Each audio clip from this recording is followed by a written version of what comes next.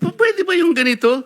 I respect your opinion, sir. But It that's is not how, my opinion, it is in the law, Mr. Secretary. Yes, sir. Yes, sir. But I am And operating. the arbiter Sir, is can I the speak, law. sir? May I speak, sir? Yes, you I'm are operating from the Senator Marcoleta, from the kindly allow vantage the point of the resource, reason behind the law, sir.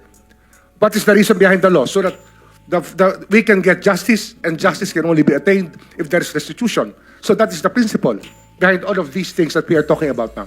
Mr. Secretary, restitution will come after.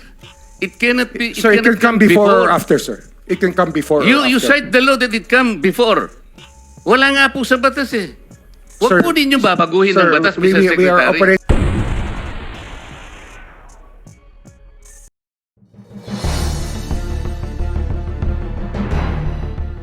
Senator Marcoleta. Thank you, Mr. Chair.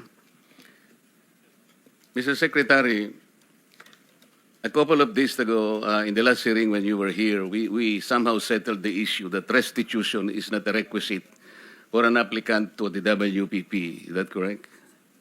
It's not in the law. But sa akin ko kasi, hindi lang po batas na nagdidictate ito. It's also what is morally right, what is expected of us. Yan po kasi, kahit hindi nilagay sa batas, mga given po yan sa ating lipunan. What do you mean by that, Mr. Secretary? Kasi wala nga sa batas yung ano. Wala yung, nga sa batas. Yung Then, ano requirements ilalagay mo sa batas? for admission to the witness protection. Ang restitution is not part of it. Yes, it is not. Oh, pero hindi mo nangangahulugan na hindi namin pwede i-layout yan depending on the case. Mr. Secretary, I am still in the stage where a particular applicant wishes to apply under that program. And there is a process. In the process, restitution is not one of the requisites. Is that correct? Opo, pero if it's in terms of this case being a financial crime, sir, this is a crime against the Mr. Secretary, financial status of the Filipino people, of the Philippine Republic. I think that it's just right. Mr. that we ask. Secretary, are you amending the provision of the No, law? sir. No, sir. But that is how we run the witness protection program. As a lawyer, Mr. Secretary, may I ask you, in a criminal prosecution, the civil liability is impliedly instituted. Is that correct? Of course. Kaya nga eh. Hindi naman nangangahulugan kung sakasakali na natapos na yung criminal prosecution, kapag ka nakita na mayroong criminal liability yung tao, because it is impliedly implied, doon lang magkakaroon ng restitution. It will come after. Paano mo sasabihin na magre-restitute ang isang tao? Meron na bang findings kung magkano i-restitute on how it can be restituted? Nag-a-apply pa lang eh. Huwag po ninyong babaguhin ang requisite ng batas, Mr. Secretary. I thought nung dumating ka dito, nagkaintindihan na tayo eh. Kaya nabablar ang proceedings natin eh. Kaya nga kinote ni, siguro, ang chairman kanina gusto kong ituloy ito, sinabi niya, nagpa-interview siya, na goodwill and sincerity should be done para i-test. Pwede ba yung ganito? I respect your opinion, sir. But It that's is not how, my opinion, it is in the law, Mr. Secretary. Yes, sir. Yes, sir. But I am And operating. the arbiter Sir, can is I the speak, law. sir? May I speak, sir? Yes, you I'm are operating from the Senator Marcoleta, from the kindly allow vantage the point of the resource, reason behind the law, sir. What is the reason behind the law? So that we can get justice, and justice can only be attained if there is restitution. So that is the principle behind all of these things that we are talking about now. Mr. Secretary, restitution will come after.